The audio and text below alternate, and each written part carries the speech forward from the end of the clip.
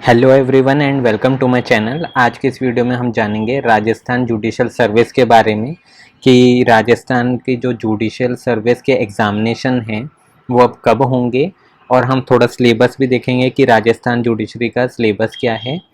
तब तक आप बने रहिए मेरे साथ वीडियो में। अगर आप मेरे चैनल पर नए आए हैं तो लाइक शेयर और सब्सक्राइब ज़रूर करें।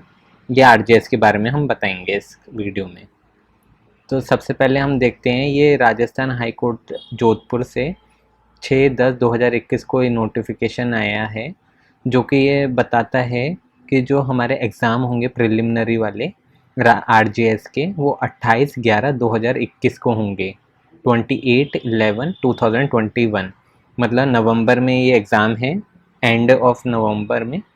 तो हमें इसकी तैयारी अच्छे से करनी है और ये बहुत ही आसानी से क्रैक कर सकते हैं। जैसे कि हम जानते हैं, जैसे पहले राजस्थान के पेपर होते थे उसमें 30, 40, 36 बेयर एक्ट होती थी, लेकिन उन्होंने समय के साथ बहुत परिवर्तन भी करा है और बहुत ही कम सिलेबस है।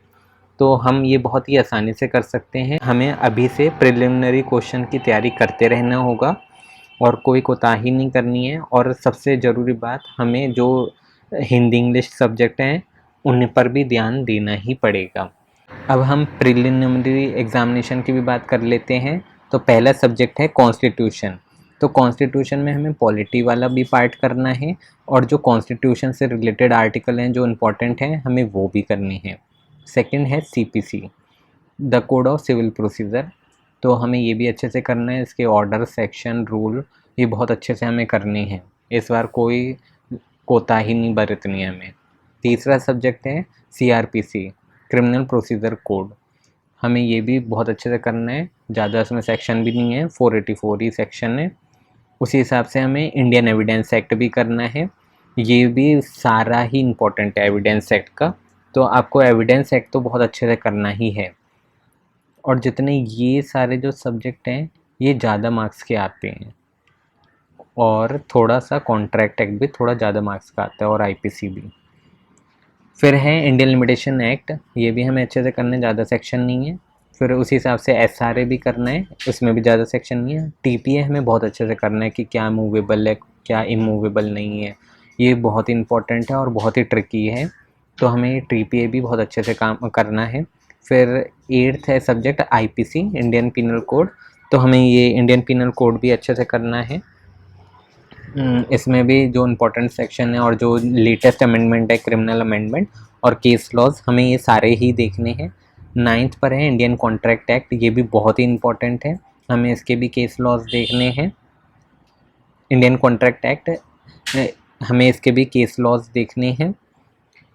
और ये जितने भी सब्जेक्ट हैं कम से कम, तो इन सब के आपको पता होना चाहिए कब आए, केम इन फोर्स कब हुए, ये एक्ट नंबर क्या है। इन सारे ही सब्जेक्ट के ये 17 तक आपको सबके ही देखने कि ये कब आए, कब प्रेसिडेंट ने असेंट दी। ये छोटी छोटी बारीकियाँ होती हैं, और कितने चैप्टर हैं, कितने सेक्शन हैं, कितने आर्टिकल्स हैं, ये हमें हर एक के देखने हैं। जैसे इंडियन लिमिटेशन एक्ट है तो उसमें सेक्शन भी है और पीछे आर्टिकल्स की भी बात करी गई है। तो हमें ये सारी चीज़ देखनी है कि ये कौन सा आर्टिकल इसमें क्या बात कर रहा है और सेक्शन क्या बात कर रहा है। ठीक है, उसी हिसाब से जैसे 10th है ये जुवेनाइल जस्टिस एक्ट है, ये हमें वो भी अच्छे से देखना है। नेक्स्ट है नेगोशिएबल इंस्ट्रूमेंट एक्ट, हमें ये भी अच्छे से करना है। ये पूरा एक्ट आएगा, ऐसा नहीं है कि कुछ ही पार्ट आए, ये पूरा आएगा, लेकिन इसमें से कम ही क्वेश्चंस पूछते हैं। नेक्स्ट है इंटरप्रिटेशन ऑफ स्टैचूज, हमें ये भी बहुत अच्छे से करना है, इससे भी ज़्यादा क्वेश्चन नहीं आएंगे, लेकिन हमें एक एक नंबर इम्पॉर्टेंट है। फिर नेक्स्ट है protection of women from domestic violence, DV act है ये। फिर नेक्स्ट है POCSO act, protection of child from sexual offence, ये भी इसके लेटेस्ट अमेंडमेंट भी देखने हैं, और जो भी जजमेंट आए हैं हमें वो भी देखने हैं। फिर नेक्स्ट है sexual harassment of women at work place, ये राजस्थान से ही स्टार्ट हुआ था, तो हमें ये बहुत देखना है। हमने वो वाला भी केस देखा होगा, Vishakha versus state of Rajasthan, तो हमें ये भी बहुत इम्पोर्टेंट है। 16th है राजस्थान रेंट कंट्रोल एक्ट, ये सेम ही रहता है और ज़्यादा इसमें इंटरप्रिटेशन करनी नहीं होती है और ज़्यादा सेक्शन भी नहीं है। लेकिन हमें बस ये देखना है कि ये कब बढ़ा सकते हैं, कैसे इंक्रीज़ होता है, कौन चेक करता है, कौन नहीं करता है, अगर कोई शिकायत हो तो हम कहाँ पे जाएंगे, कहाँ पे नहीं जाएंगे, क्या प्रोसेस है। इसमें ज़्यादातर ये सब चीज़ें देखनी चाहिए।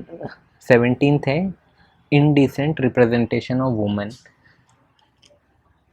1986। ये बहुत इम्पोर्टेंट है और ये मैंने पढ़ाया भी है।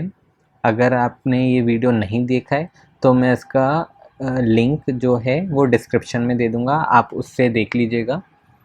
अगर आपको ये समझ में नहीं आता, ये भी छोटा सा ही एक्ट है। अब नेक्स्ट 2 सब्जेक्ट बचे हिंदी और इंग्लिश के। इन जैसे हिंदी जो सब्जेक्ट है इसमें से भी 15 मार्क्स का आएगा क्वेश्चन। अब ये इंग्लिश सब्जेक्ट है, इसमें से भी 15 मार्क्स का आएगा। तो टोटल अगर हम देखें जो लॉ से रिलेटेड है वो आएगा 70 मार्क्स का, और जो लैंग्वेज से रिलेटेड है हिंदी इंग्लिश वो आएगा 30 मार्क्स का। अब मैं आपको मज़े की बात बताता हूँ, बताऊँ मज़े की बात। मज़े की बात ये है कि टोटल 100 क्वेश्चन होंगे, जिसमें कि 70 लॉ का होगा, 30% लैंग्वेज का होगा। और मज़े की बात ये है कि इसमें कोई नेगेटिव मार्किंग नहीं है।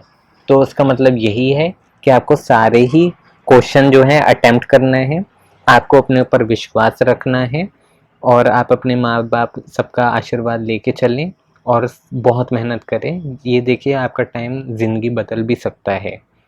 तो आपको बहुत मेहनत करनी है और ज़्यादा टाइम बचा नहीं है, आपको टाइम वेस्ट नहीं करना है। अगर आप अभी भी नहीं पढ़ पा रहे हैं कोई भी रीज़न से, तो आज से ही आप शुरू कर दीजिए। देखिए अभी भी कोई देर नहीं हुई है।